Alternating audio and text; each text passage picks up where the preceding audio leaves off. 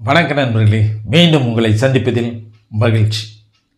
சமீபத்தில் ஆர்பிஐ ஒரு அறிக்கை வெளியிட்டிருக்காங்க.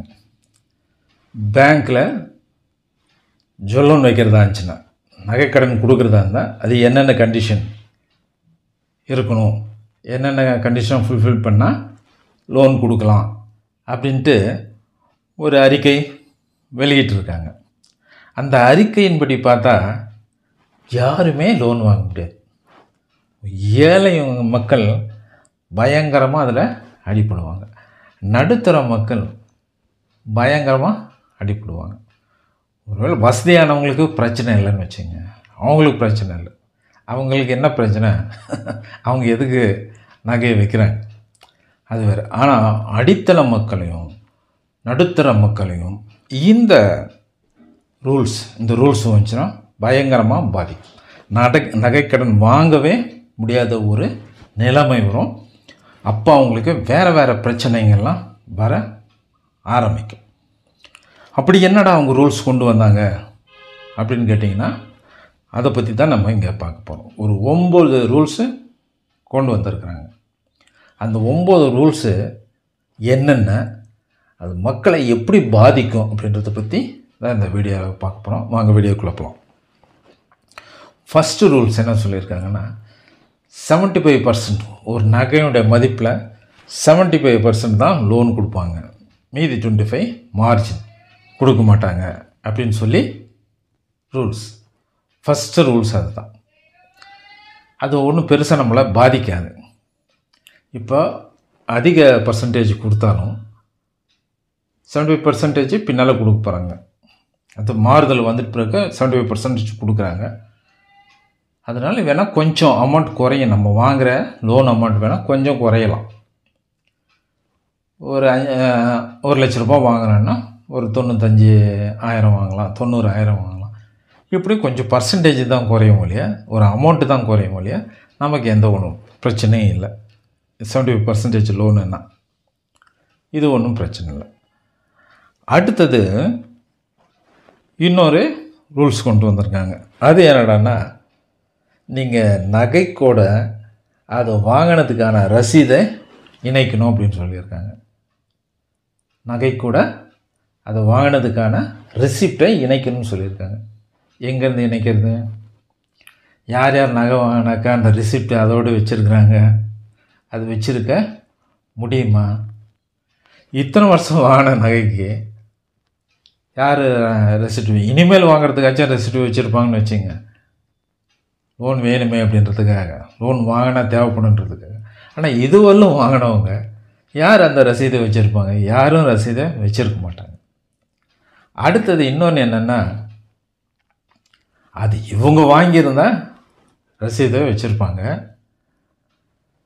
இவங்க அப்பா அம்மா கொடுத்ததோ, நான் கொடுத்த நகையோ, அவங்க தாத்தா பாட்டி கொடுத்த நகையோ, இது மாதிரி பரம்பரை நகையாக இருந்து அதை கொடுத்தாங்கனாக்கா இவங்கக்கிட்ட எப்படி அந்த ரசீது வரும்? ரெசிப்ட் வராது இல்லையா? அப்போ எப்படி ரசீது கொடுக்கறது? கொடுக்க முடியாது. அப்போ லோன் வைக்க முடியாது, லோன் வாங்க முடியாது. இன்னொன்று, இப்போ ஒருத்தவங்க வாங்கினா கூட, இப்போ ஒரு ஃப்ரெண்டே ஒரு பவுன் வாங்குறாருன்னு வச்சுங்க, அது எனக்கு வந்து ப்ரெசன்ட் பண்ணார். அது ரிசிப்டோட ப்ரெசன்ட் பண்ணுவார், ரிசிப்ட் இல்லாமல் தான் ப்ரெசன்ட் பண்ணுவார். அப்படி வாங்குறது யார் பேரில் வாங்கியிருப்பார்? அவருடைய பேரில் தான் வாங்கியிருப்பார். அவருடைய பேரில் தான் ரிசிப்ட் இருக்கும். அதை என்கிட்ட கொடுத்தா நான் போய் வச்சுட்டா நான் என்ன திருடன் ஆயிடுவேன். ஏன்னா இன்னொருத்தவங்க பேரில் இருக்கிற நகையை நான் கொண்டு வந்து வைக்கிறேன். அதனால் எப்படி நான் அதை வைக்க முடியும்? வைக்க முடியாது இல்லையா? அதனால் இது பெரிய பிரச்சனை. ரசீது நம்ம ப்ரொடியூஸ் பண்ணவே முடியாது, ரொம்ப கஷ்டம். இப்போ வாங்கினா வேணால் வைக்கலாம் இல்லையா, வச்சுருக்கலாம் இல்லையா. பழசுக்கெல்லாம் நகை யாரும் ரெசிப்ட் யாரும் வச்சுருக்க மாட்டாங்க. இது ஏன் அவங்க சொல்கிறாங்கன்னா, திருட்டு நகையெல்லாம் கொண்டு போய் வச்சிட்றாங்களாம். திருட்ட நகையெல்லாம் வச்சிட்றாங்க, அதனால் பிரச்சனை வருதுன்றாங்க. ஏன் சார், இப்போ யார் அதில் நகையில் பேராக போட்டு இருக்க போகுது? ரசீது இருந்தால் வைக்கலாம். ஒவ்வொருத்தவங்களும் இப்போ நான் போய் வைக்கிறேன்னா என்னுடைய பேர்லேயே எல்லாம் ரெசிப்ட் இருக்கும். மிஸ்ஸஸ் பேரில் வாங்கியிருப்பாங்க, பையன் பேரில் வாங்கியிருப்பாங்க, மற்றவங்க பேரில் வாங்கியிருப்போம். அல்லது நான் சொன்ன மாதிரி யாராச்சும் ஒருத்தவங்க ப்ரெசென்ட் பண்ணியிருப்பாங்க, அது அவங்க பேரில் வாங்கியிருப்பாங்க. என் பேரில் இப்படி சார் நாங்கள் இருக்கும் ரிசிப்ட் இருக்கும். அது பெரிய பிரச்சனை இல்லையா, அதை நானே வைக்க முடியாது. அது திருட்டு நகை கன்சிடர் பண்ணுவாங்க. நல்லவங்களை கேஸ் போட்டுருவாங்களே என்ன தெரியல, திருட்டு நகை கொண்டு வந்துட்டாங்க. அது மாதிரி போட மாட்டாங்க. அது வரலும் நமக்கு பிரச்சனை இல்லை. ஆனால் அந்த நகையை வாங்கக்கூடாது, ரிசிப்ட் இருந்தால் தான் நகை கொடுக்கணும்னு சொல்லிட்டாங்க. இது ஒரு பெரிய பிரச்சனை. ரெண்டாவது பியூரிட்டி பார்க்கணும்னு சொல்லுவாங்க. நகையினுடைய பியூரிட்டி எத்தனை கேரட் இருக்காது அப்படின்ட்டு பியூரிட்டி பார்க்கணும்னு சொல்கிறாங்க. அது எப்பயும் பார்க்குறது தான். இப்பயும் பியூரிட்டி பார்த்து தான் நகையை வைப்பாங்க. நகையை வாங்குவாங்க. அப்ரைசர் நகையை வாங்கும்போது பியூரிட்டி பார்த்து தான் வாங்குவார். எவ்வளோ பியூரிட்டி இருக்குது அப்படின்னு பார்த்து வாங்குவாங்க. நீங்கள் சில இடத்துல பார்த்துருக்கலாம், அப்படி லேசாக உரைச்சி பார்ப்பாங்க நகையை. தங்கம் எவ்வளோ இருக்குது, செம்பு எவ்வளோ இருக்குதுன்னு அப்போ தான் தெரியும். ஸோ பியூரிட்டி பார்ப்பாங்க. அதில் ஒன்றும் பிரச்சனை இல்லை, எப்பயுமே பார்க்குறது தான். அது ஒன்றும் பிரச்சனை இல்லை. அவர் சர்டிஃபிகேட் கொடுக்கணும், அதையும் அவர் கொடுப்பார். ஏன்னா ஒரு அப்ரைசர் பார்த்தோன்னே இவ்வளோ தான் பியூரிட்டி இருக்குதுன்னு தெரியும். அதனால் அவர் கூட சர்டிஃபிகேட் கொடுப்பார். ஆனாக்க கடைக்காரன் தான் கொடுக்கணுன்னாக்க அது பெரிய கஷ்டம்.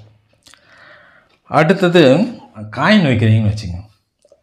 அடுத்தது காயின் வைக்கிறீங்கன்னாக்கா அது பேங்க் காயினாக தான் இருக்கணும் அப்படின்ட்டு சொல்கிறாங்க. பேங்க் காயினுக்கு எங்கே சார் போகிறது? இது என்ன அநியாயமாக இருக்குது? காயின் பூரா பேங்க்கில் தான் வாங்குவாங்களா, கடையில் வாங்க மாட்டாங்களா? அப்போ கடை சீல் தான் இருக்கும். ஆனால் அவங்க பேங்க் சீல் இருந்தால் தான் அதை வாங்கணும் அப்படின்னு சொல்கிறாங்க. அதுவும் இப்போது ஒரு 10 வருஷத்துக்கு முன்னாலே அது பேங்க்கு நகை விற்கிறத நிறுத்திட்டாங்க. காயின் விற்கிறத நிறுத்திட்டாங்க.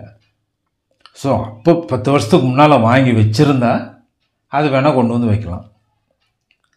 இப்போ காயின் வாங்குறவங்க எங்கே வாங்கியிருப்பாங்க? எல்லாமே கடையில் தான் வாங்கியிருப்பாங்க. கடையில் வாங்கின காயினுக்கு உங்களுக்கு லோன் இல்லை அப்படின்னா இது என்ன நியாயம் சொல்லுங்க பார்க்கலாம். தங்கத்துக்கு தானே சார் லோனு. கடையில் வாங்கினா என்ன, அவன் பேங்க்கில் வாங்கினா என்ன? கடையில் வாங்குகிற காயினுக்கு தான் லோன் கொடுப்பேன்னு சொல்லிட்டாங்க. அது ஒரு பிரச்சனை. இன்னொன்று, ஒரு நகை கொண்டு வந்தால் அது ஒரு 18 கேரட் இருக்குன்னு வச்சுங்க, அல்லது 20 கேரட் இருக்குன்னு வச்சுங்க. அது 22 கேரட்டாக கன்வெர்ட் பண்ணால் என்ன மதிப்போ அந்த மதிப்புலேருந்து தான் லோன் அவங்க. இப்போ நகையை கொண்டு போகிறீங்க, பார்த்தாக்க அது 20 கேரட் இருக்குது. 20 கேரட்டுனா பியூரிட்டி கம்மி. அதை 22 கேரட்டாக மாற்றினா கன்வெர்ட் பண்ணால் எவ்வளோ அதுக்கு வேல்யூ வரும் அப்படின்னு பார்த்து அந்த வேல்யூவுக்கு தான் உங்களுக்கு லோன் கொடுப்பாங்க. அப்போ என்ன ஆகுன்னா உங்களுக்கு வர பணம் ரொம்ப கம்மியாயிடும். பியூரிட்டி குறைய உங்களுக்கு அந்த வேல்யூ கம்மியாகும் இல்லையா? அப்போ நமக்கு லோன் கம்மியாக தான் கிடைக்கும். அது ஒரு பிரச்சனை. அடுத்தது என்ன சொல்லியிருக்காங்கன்னா 1 kg வரல தான் வைக்க முடியும்னு சொல்லியிருக்காங்க. அது நமக்கு பிரச்சனை இல்லை. யார் 1 kg கோல்டு வச்சுட்டு போகிறாங்க? நடுத்தர மக்களோ அடித்தர மக்களோ யார் வச்சுட்டு போகிறாங்க? அது நமக்கு ஒன்றும் பிரச்சனை இல்லை. பட்டு கவர்மெண்ட் அது மாதிரி கொண்டு வந்திருக்குது. சில்வர் கூட வைக்கலான்னு சொல்லியிருக்கிறாங்க. சில்வர் இதை அது எப்படி பண்ணுவாங்கன்னு எனக்கு தெரியல. எப்படி பண்ணுவாங்கன்னு அந்த கைட்லைன்ஸ் வந்த பிறகு தான், ஆர்பிஐலேருந்து கைட்லைன்ஸ் வந்த பிறகு தான் தெரியும். அப்புறம் அக்ரிமெண்ட்டில் எல்லா பர்டிகுலர்ஸும் இருக்கணும். எல்லா பர்டிகுலர்ஸும் அவங்களுக்கு சொல்லியிருக்கணும். அக்ரிமெண்ட்டில் எல்லா பர்டிகுலர்ஸும் இருக்கணும். அது எப்பயுமே இருக்குது தான் சார். எல்லா பர்டிகுலர்ஸும் தான் சார் இருக்கும். டாக்குமெண்ட் ஒருத்தவங்க உங்கள்கிட்ட வாங்குறாங்க, நீங்கள் லோன் வாங்குறீங்க, உங்கள்கிட்ட டாக்குமெண்ட் கையெழுத்து வாங்குறாங்க. அது எல்லா பர்டிகுலர்ஸ் தான் இருக்கும். அட்ரஸ் இருக்கும், ஃபோன் நம்பர் இருக்கும், பேன் கார்டு இது இருக்கும், நகை வெயிட் இருக்கும், கல் இருந்தால் கல் இருக்கும், கல் இல்லைன்னா அதை கழிச்சிருவாங்க. அதில் எதாவது டேமேஜ் இருந்தால் டேமேஜ் இது எழுதிடுவாங்க. அது மாதிரி எல்லா பர்டிகுலர்ஸும் அது இருக்கிறது தான். புதுசாக ஒன்றும் இல்லை. என்னத்துக்கு அதெல்லாம் கொண்டு வந்துருக்கான்னு தெரியல. புதுசாக எதுவுமே இல்லை. ஏற்கனவே அது எல்லாம் அந்த டாக்குமெண்ட் எல்லா டீட்டெயில்ஸும் அதில் இருக்கும். அந்த அக்ரிமெண்ட்டு ஃபார்மில் இருக்கும். அதனால் ஒன்றும் பிரச்சனை இல்லை. அடுத்து இன்னொன்று, இது ஒன்று மக்களுக்கு பயனுள்ளதுன்னு நினைக்கிறேன். என்னென்னா, நம்ம ஒரு நகை வச்சுருக்கோம், நகை லோனு. அந்த நகை லோனை க்ளோஸ் பண்ணிடுறோம். இன்றைக்கி க்ளோஸ் பண்ணுறோன்னு வச்சுங்க. அந்த நகையை அவங்க 7 டேஸ்க்குள்ளே திருப்பி கொடுத்துடணும் நமக்கு. நான் ஒரு நகை வச்சுருக்கேன், இன்றைக்கி அதை போய் இன்றைக்கி நகை வச்சுருக்கேன், இன்றைக்கி போய் க்ளோஸ் பண்ணிடுறேன். அந்த லோனை க்ளோஸ் பண்ணிவிட்டு அந்த நகையை திருப்பி கொடுக்குறது வந்து 7 டேஸ்க்குள்ளே கொடுக்கணுன்றாங்க. எதுக்கு 7 டேஸு? அதெல்லாம் ஒன்றும் தேவையில்லை, அன்றைக்கே கொடுத்துட்றாங்க. 7 டேஸ்க்குள்ளே கொடுக்கணும் அவசியம் இல்லை, அன்றைக்கே கொடுத்துட்றாங்க. 7 டேஸ் தேவையே இல்லை. ஏதாவது பிரச்சனை இருந்தால் அப்போ வந்து லேட் ஆகலாம். ஒருவேளை பணம் கட்டினவங்க ஒருத்தங்களாக இருப்பாங்க, ஓனர் ஒருத்தங்க, நகை வச்சவங்க ஒருத்தங்க இருப்பாங்க. இது மாதிரிலாம் இருக்கும்போது அவங்கக்கிட்ட கொடுக்க மாட்டாங்க. யார்கிட்ட? பணம் கட்டினவங்ககிட்ட கொடுக்க மாட்டாங்க. யார் நகை வச்சாங்களோ அவங்ககிட்ட தான் கொடுப்போம். அப்போ அது ஒரு வர்றதுக்கு லேட் ஆச்சுனாக்கா இன்றைக்கி வரலாம், நாளைக்கு வரலாம், அது மாதிரி லேட்டாக அது மாதிரி இருக்கிறத இருக்கணும். அது மாதிரி இல்லாமல் நகை வச்சவங்களே வந்து க்ளோஸ் பண்ணிவிட்டு, ப்ராப்பரான நாளை வந்து க்ளோஸ் பண்ணிவிட்டு நகையை கேட்கும்போது அவங்க தர மறுத்தாங்கன்னா, இன்றைக்கி கொடுக்குறேன் நாளைக்கு கொடுக்குறேன்னு இழுத்து அடித்தாங்கன்னா 7 நாளுக்குள்ளே கொடுக்கணும். அப்படி கொடுக்கலன்னா ஒவ்வொரு நாளைக்கும் 5000 ரூபாய் ஃபைன் போடணுவாங்க. 5000 ரூபாய் பேங்க்கு அந்த கஸ்டமருக்கு கொடுக்கணும் அப்படின்ட்டு ஒரு ரூல்ஸு. அதெல்லாம் எங்கே சார்? அதெல்லாம் வந்து